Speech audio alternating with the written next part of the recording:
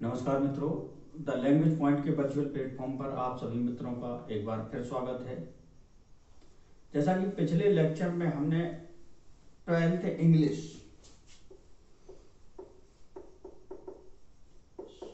UP board 12th English UP board का syllabus discussion यानी classify किया था किस प्रकार से अब हमें अंतिम क्षण में परीक्षा की तैयारी करना है और कितना पढ़ना है, कैसे पढ़ना है, किस वे में। उसमें मैंने पिछला वीडियो आपने देखा होगा, उसमें मैंने 3 सेक्शन कहा था। आपका लैंग्वेज में आपका क्या कॉम्प्रीहेंशन आएगा और प्लस ग्रामर। उसके बाद आएगा राइटिंग पोर्शन के बाद क्या लिटरेचर पोर्शन। इन तत्वों पर हमने चर्चा की थी क्या क्या पूछा जाएगा। आज हम उसी का लैंग्वेज पोर्शन, मैंने क्या बताया था, लैंग्वेज पोर्शन में 2 आए थे। एक क्या आया था, कॉम्प्रीहेंशन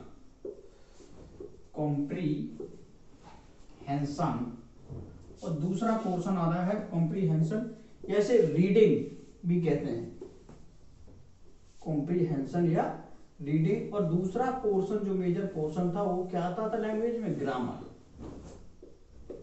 तो आज हम किसको लेके चलेंगे, कॉम्प्रीहेंशन इससे पहले भी पूछा जाता था। कैसे, किस नाम से? इसे हम इससे पहले जानते थे अनसीन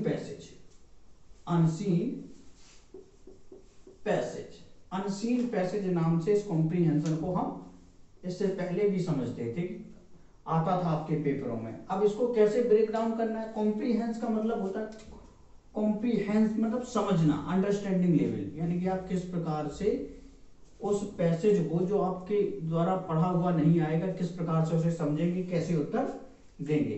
तो चलिए आज हम चलते हैं कि कैसे उत्तर। उसके लिए भी यहाँ जो है, जो कुछ थोड़ा बहुत इंग्लिश में नहीं जानता, उसके लिए भी हम तरीका बताएंगे। जो कॉम्प्रीहेंस कर सकता है उसके लिए तो और अच्छी बात है। तो चलिए कॉम्प्रीहेंशन या रीडिंग पोर्शन पे आते हैं। हमारा टॉपिक क्या रहेगा, कॉम्प्रीहेंशन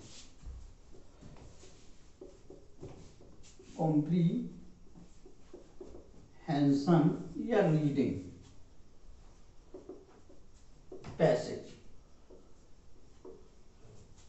ये हमारा आज का टॉपिक रहेगा, कॉम्प्रीहेंशन या रीडिंग ऑफ ए पैसेज। चलिए मेरे सामने एक मॉडल पेपर है, इससे मैं देखता हूँ कई मॉडल पेपर हैं इसमें, तो पीछे वाला है, कोई भी और उठा लेते हैं।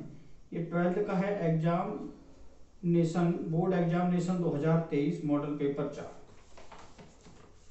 ये 4 है, चलिए 4 ना 3 ले ले, कोई भी आप उठाएंगे, 2 आ जाएगा, 3, चलिए 3 आ,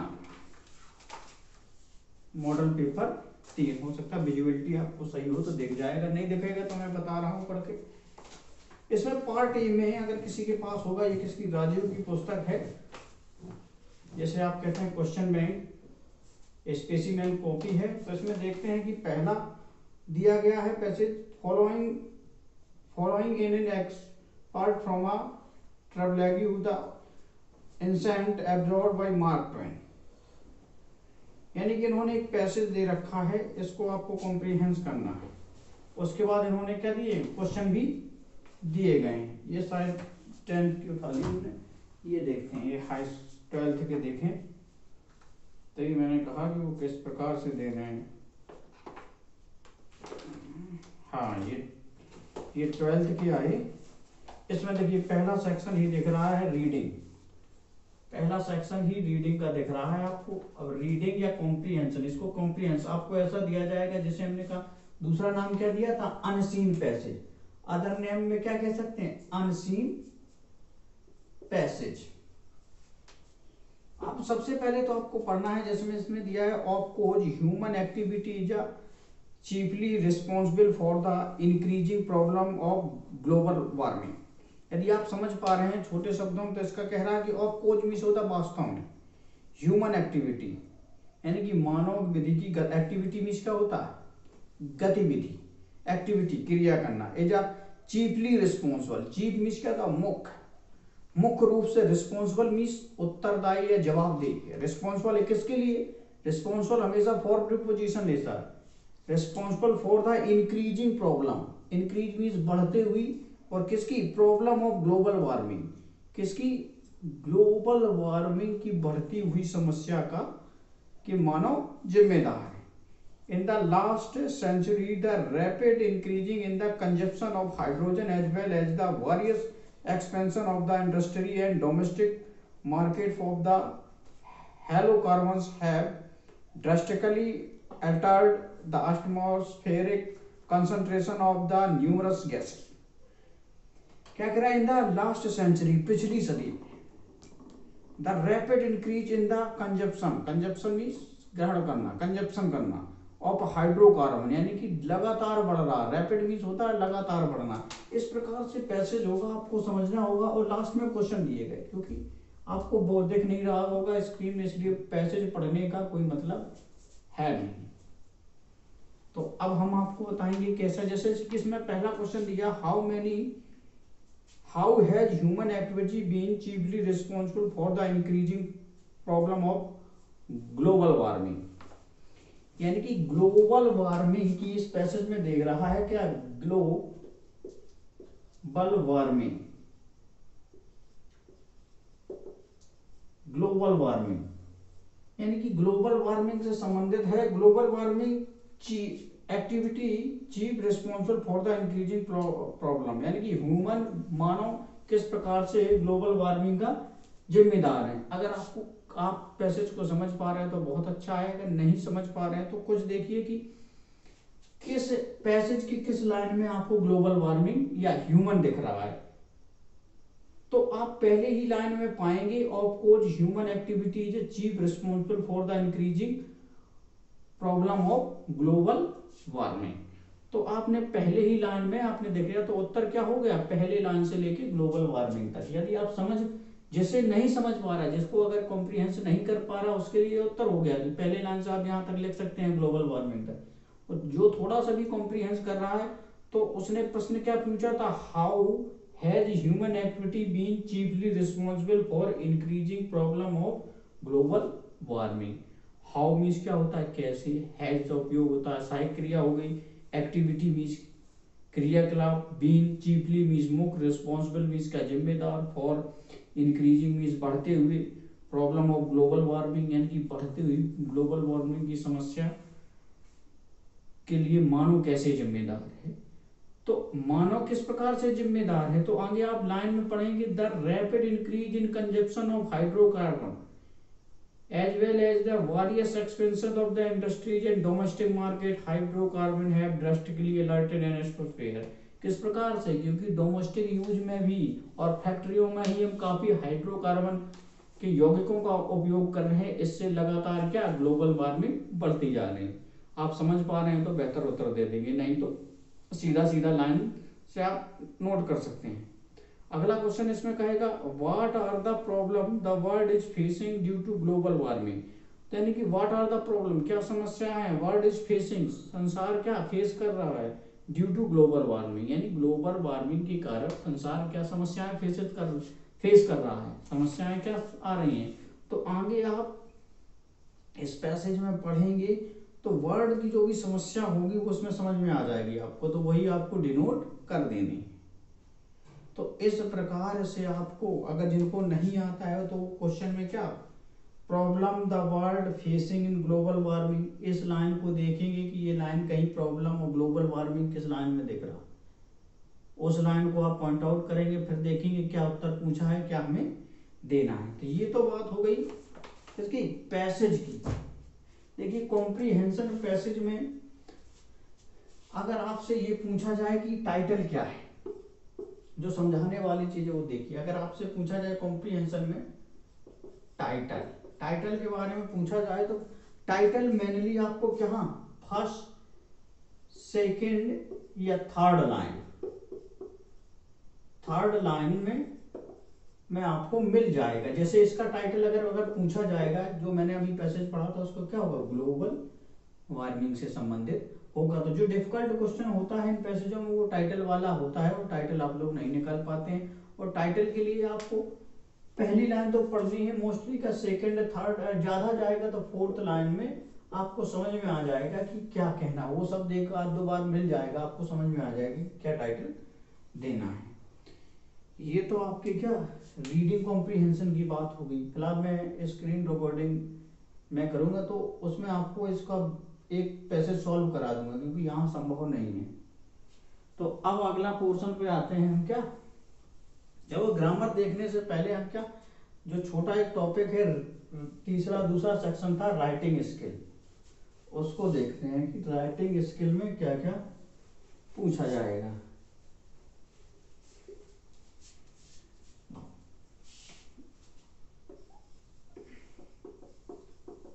राइटिंग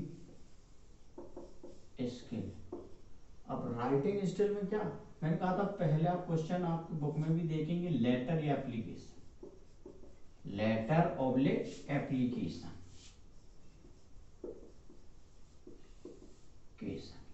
दूसरा क्वेश्चन रहेगा किसका, ऐसे यानी कि निबंध या शॉर्ट नोट भी इसे कह देते हैं, शॉर्ट नोट। ये आपका राइटिंग सेक्शन रहेगा, जैसे बी या डी कहें, सी कहें, पेपर में आता है राइटिंग सेक्शन 10 नंबर, 10 नंबर में ये आता है, और 10 नंबर में ये भी आता है आपका ऐसे, या ऐसे कहेंगे राइट ए शॉर्ट नोट, कोई टॉपिक दे देंगे उस पर आप एक छोटा सा नोट लिखिए। तो सबसे ये लेटर एप्लीकेशन के प्रारूप में आपको बता देता हूं, लेकिन किस प्रकार से इसको जाना है। तो सबसे पहले लेटर का हम आपको प्रारूप बताते हैं कि लेटर, ये मान लीजिए आपके कॉपी का पेज है, आपको दिख रहा होगा ये रो,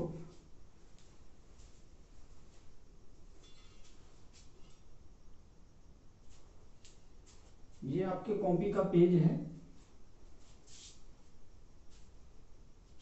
तो ऐसे कहेंगे तो ये राइट और ये लेफ्ट। तो यहां से राइट, तो क्या करना है, यहाँ पे आपको क्या करना है, साइड जहां आप, अगर ये लेटर का प्रारूप है, जहां आप एप्लीकेशन में, तो यहां आप क्या डालेंगे, address,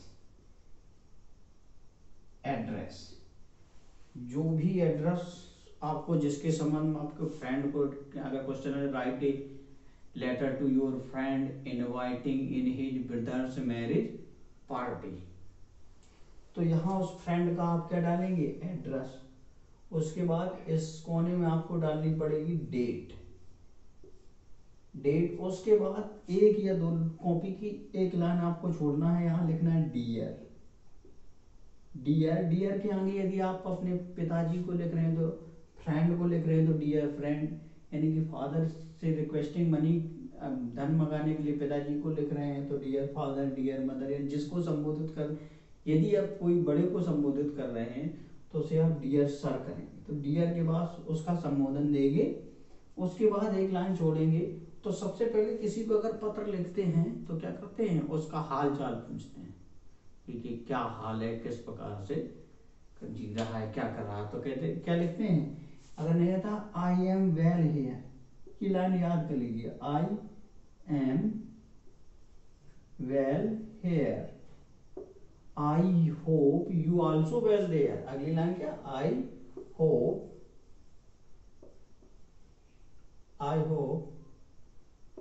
you also, writing well there, मेरी आशा है आप भी वहां अच्छे होंगे।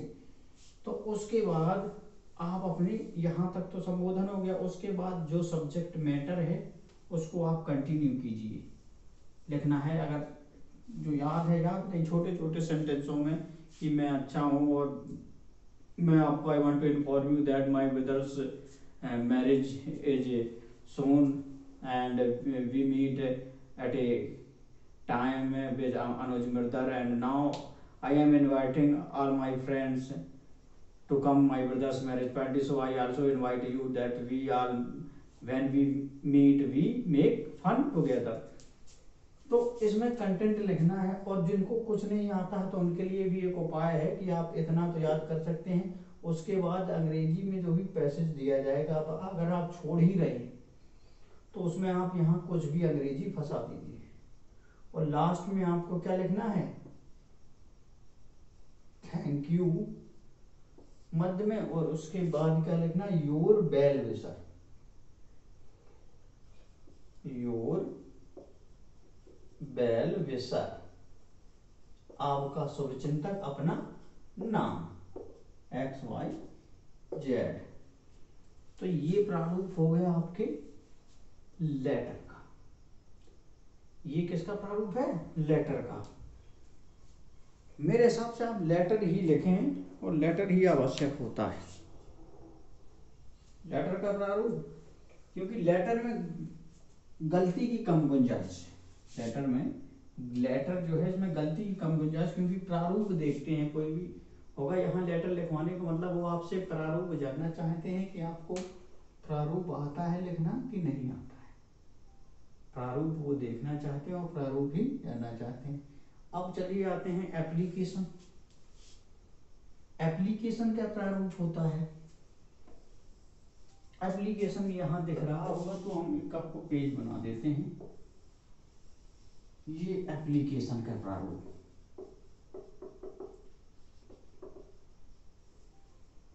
एप्लीकेशन में क्या, मान लीजिए आप अपने प्रिंसिपल को 2 दिन की छुट्टी, जो छोटा पढ़ते हैं ये, आप डीएम को एक पर राइट इन, मैंने बोल दिया कि write an application to your district magistrate for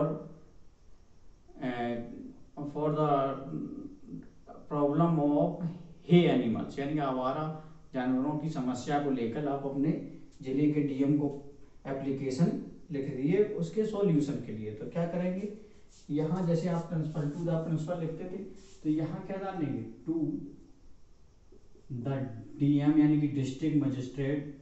यदि आप जिस जिले के हैं लिख रहे, जालौन, जैसे मैं जालौन का हूँ तो मैं लिख देता हूँ जालौन। अगर आपको यहाँ जालौन,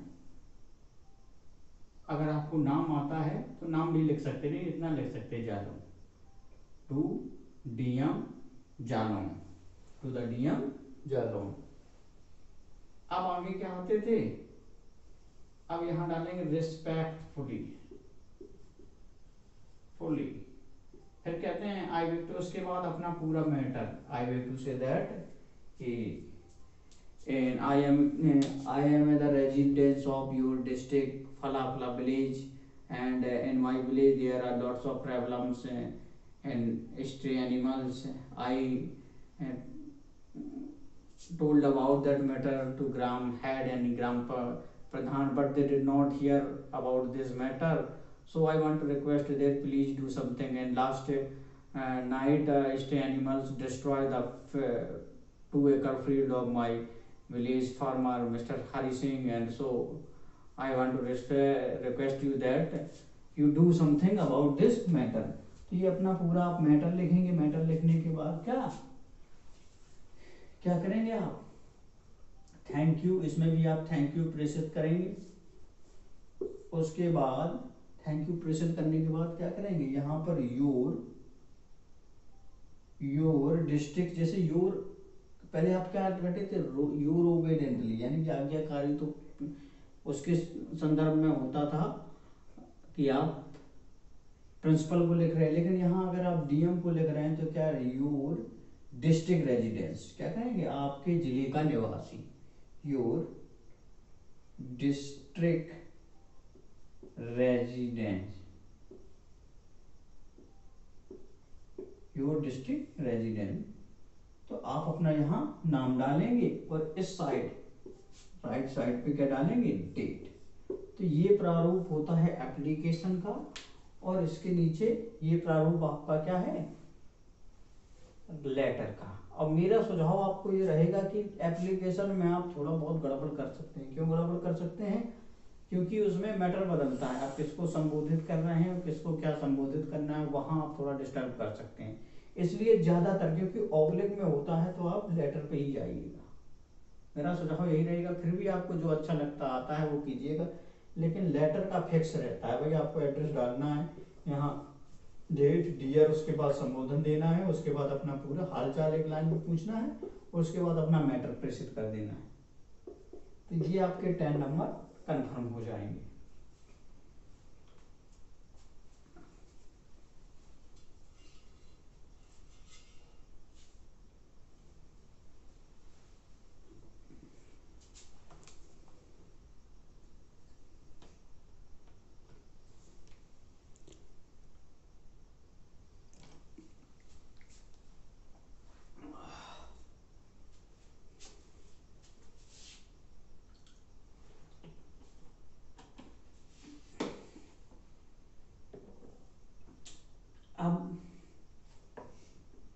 राइटिंग पोर्शन में क्या, ऐसे। अब ऐसे बचा, ऐसे को हम देखते हैं कि ऐसे में हमें क्या क्या देखना है।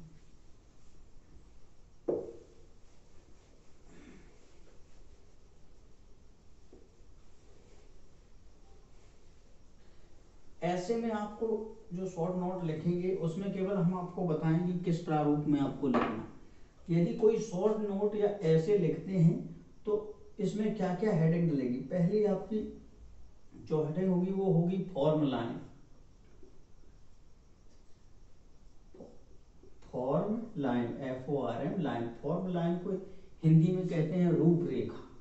अब फॉर्म लाइन में आप क्या करेंगे, फॉर्म लाइन में आप लिखेंगे रूपरेखा, यानी किसी वर्ड की या किसी काम को जब करते हैं तो उसकी कोई रूपरेखा बनाते हैं। तो यदि हम आप किसी टॉपिक पर शॉर्ट नोट लिख रहे हैं, यानी कि ऐसे लिख रहे हैं, शॉर्ट नोट कुछ शब्द लिख रहे हैं, तो रूपरेखा बनाएंगे कि हमें परिचय देना है, फिर उसके बारे में विस्तृत बताना है, फिर लास्ट में हमें क्या कंक्लूजन निकालना है कि क्या निष्कर्ष निकला, हम कहना क्या चाहते हैं।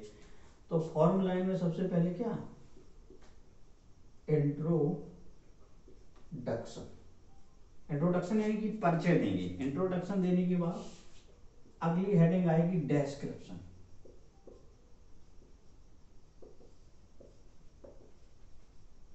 उस डेस्क्रिप्शन के अंतर्गत भी आप कई हेडिंग डाल सकते हैं। अगर कोई टॉपिक बड़ा है तो इस डेस्क्रिप्शन के अंदर भी 2-3 हेडिंग आ जाएंगी। और लास्ट हेडिंग रहेगी कंक्लूजन, CONCLUSION। कंक्लूजन मीन्स होता है उपसंघर्ष या निष्कर्ष। तो इस पैटर्न पर आपने जो मैटर तैयार करा है, जो आप लिखना चाहते हैं, आप डायरेक्ट ना लिखकर इस वे में, इस तरीके से लिखेंगे तो ज़्यादा मार्किंग पाएंगे, ज़्यादा इफेक्टिव लगेगा। यही ओरिजिनल तरीका है लिखने का। शॉर्ट नोट में क्या, सबसे पहले फॉर्म लाइन आप रूपरेखा तैयार करेंगे जिस पर शॉर्ट नोट लिख रहे हैं, उसके बाद उसका परिचय देंगे। पहली हेडिंग क्या डलेगी, फॉर्म लाइन, उसके बाद दूसरी हेडिंग इंट्रोडक्शन। ये फॉर्म लाइन में ये हेडिंग ही डलेगी, इंट्रोडक्शन।